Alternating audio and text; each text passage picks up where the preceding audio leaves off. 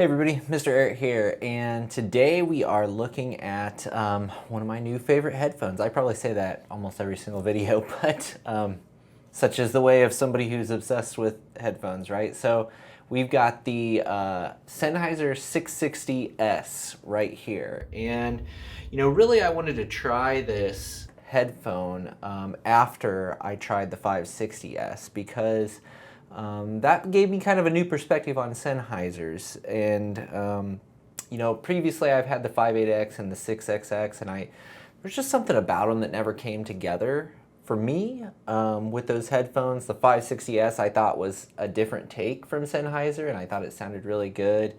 And honestly, the 660S though is my new favorite Sennheiser. And I think what I'm hearing from the 660S is what most people touted like the 6XX for having, which is just a beautiful mid-range, plenty of detail, and just a touch of warmth to the mix that just make it a really easy listen. The 6XX wasn't that for me. The 660 is. So let's take a look at first what you get with it, and then we can start talking about more details about the build and the sound and those things. So let's open it up and take a look. All right, so it comes in a pretty decent package here. I mean, this is very, very similar to what the 6XX came in, so it must be kind of a typical Sennheiser setup for the higher end models. You see a little bit of documentation. You get a couple of different cables with this guy, but it's kind of similar to the 560S where they don't really give you a cable that I think is super usable. So you get two about 8 to 10 foot cables, and one terminates in 1/4 inch and one in 4.4 balanced for some reason. I don't really know why. I don't quite understand that. But then you've got the 1/4 inch to 3.5 adapter. Again, I really dislike this setup because it gives you this giant bulky chunk here if you want to use a 3.5. And spoiler alert, this thing works pretty great with just about any device. So my little ES100 here, I like to listen to them on this little guy. And kind of like the 560 with the BTR5, the 660 with this little thing, it's a decent match. It's a nice portable option. So let's go ahead and get the headphone out here, and we'll talk about the build of this guy. So let me get the box out of the way, and we'll take a closer look. Okay, so the build here is nothing really to write home about. I mean, if you've looked at a Sennheiser 6 Series headphone, 650, 600, 6XX, 58X, any of those, I mean, this is basically the same thing, honestly. Which is to say it's plastic, but it's durable, and it looks nice. It looks good. I have zero issues with the build. One thing I really like is that they are easy to take apart, and pads are easy to take off and swap. I've been told that you really want to stick with Sennheiser stock pads, but they're easy to change should you need to do that. The clamp force I thought on the 660 here is better than on any of the other Sennheisers that I've tried. I think the comfort on the 660 is better than any other Sennheiser I've tried. So the 560 is light, but the pads are a little thin and the clamp's a little tight. The 660 is perfect, right? It's still super lightweight, but the pads are just perfect comfort-wise for my ears anyway, and it just is perfect. It feels excellent. It's a super, super lightweight, comfortable headphone. So I have no complaints in that department. Yeah, so that's pretty much it. Quick little build section. So let's jump right into the sound here.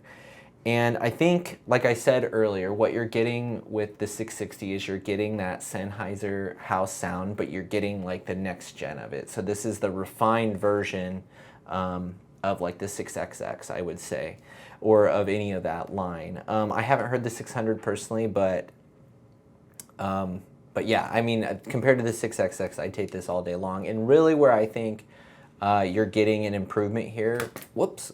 Really where I think you're getting the improvement here is in resolution.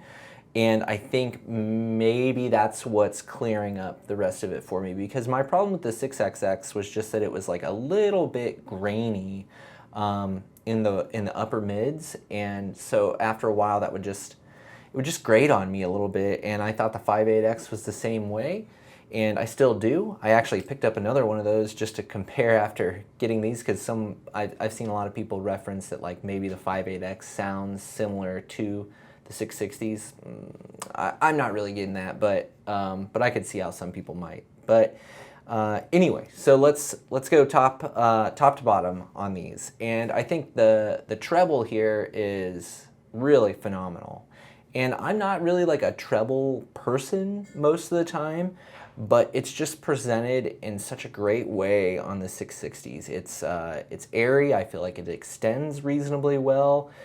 It's crisp and precise, but it's not like in your face. So what I find myself doing with the 660s that I don't normally do is I listen for the treble, and I find that I'm able to like choose to access it when I really want it. So I can kick back and just listen and enjoy, and it doesn't like grate on me or anything like that. But then when I want to listen to something specific, I can pick it out and hear it, and it sounds fantastic. And so the vocals on this, if we're running down the train here, the mids and the vocals just are this headphone just excels at those, and that's always been a strength of Sennheisers, and that's what people kind of love them for. And I think it really comes to light here. I think they sound the timbre is just nailed, just very, very natural. Extremely easy to listen to. Strings have a ton of detail in them. Piano sounds phenomenal. Vocals sound phenomenal. So everything sounds just like it's got the perfect amount of warmth and detail to it that just makes it, gosh, again, it's easy to access is a way to think about it. So there's detail there if you want to look, and if you just want to kick back and enjoy it, you can, and nothing will glare at you and stand out. The bass, I know some people think that the Sennheiser 6 Series is like a little light on bass, but I don't really get that personally. I think it's like just where I want it to be. So it's got just enough punch, it's got just enough detail. Are there, like I've got the LCD2 pre-phaser over there, does it have more resolution in the low end? Yeah, definitely it does. But I think what's here is presented again in such a natural way that it's just a really engaging listen, and again, it doesn't stand out in any bad ways. Like I think it's just there, and if you want to focus on it and listen to it, you're gonna enjoy what you hear.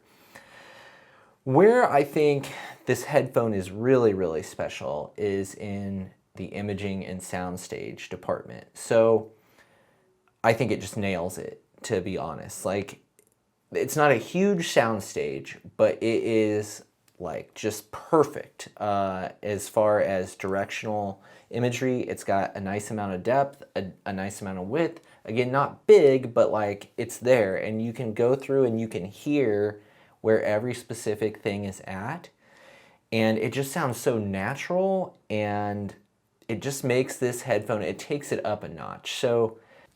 So as I've been enjoying the 660S here, I've really been thinking about what makes, a great headphone. So, there's good headphones that, you can pick out different sounds and they sound very detailed and all that, but sometimes they just don't come together for me in like a cohesive experience.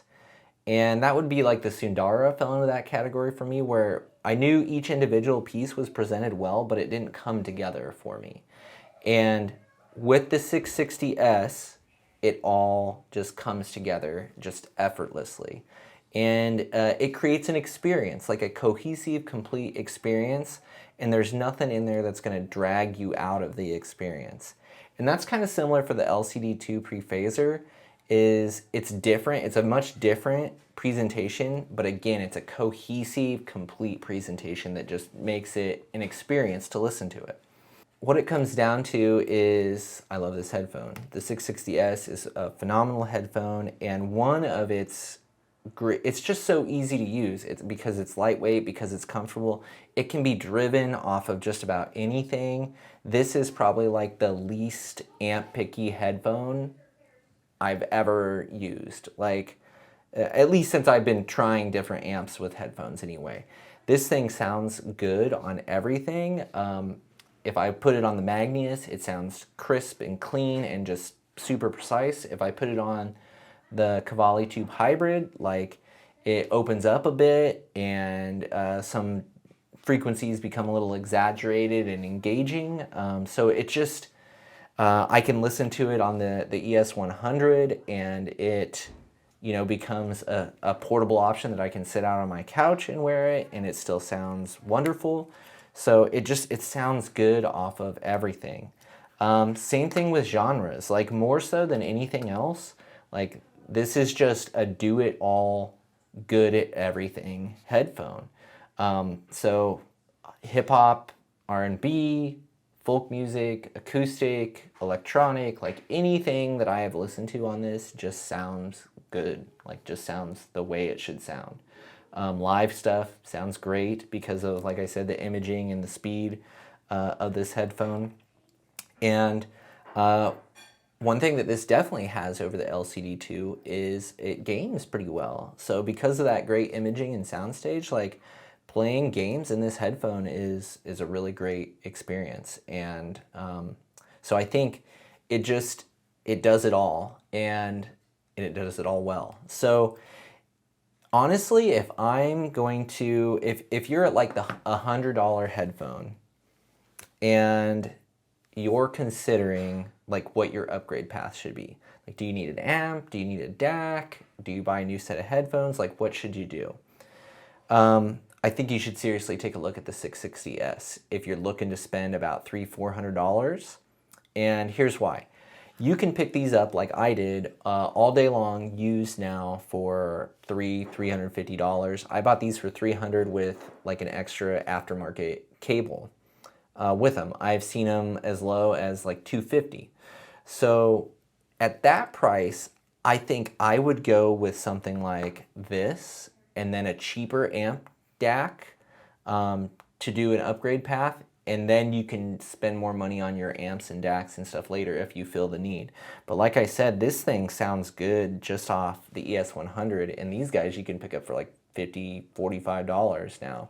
So you're talking under $350 for these together, and that's a phenomenal experience. Like that's a phenomenal listening experience in my opinion. And then of course you can take it up a notch with like the Magnus or the CTH or whatever, and you can kind of go next level with it still. But phenomenal headphone, works with everything, sounds good with everything. It's just a super easy headphone to recommend. So under $500, this is probably my pick. This is probably my pick here. And I think this one's gonna stick around for quite a while. So I hope that was helpful. Thanks as always for watching and sticking with me. If you wouldn't mind hitting the like button and subscribing to the channel if you're interested in more headphone related content, I would really appreciate that. And if there's something that I failed to answer about these headphones, feel free to drop comments below, and we'll get to them here if I can. So thanks again, and see you next time.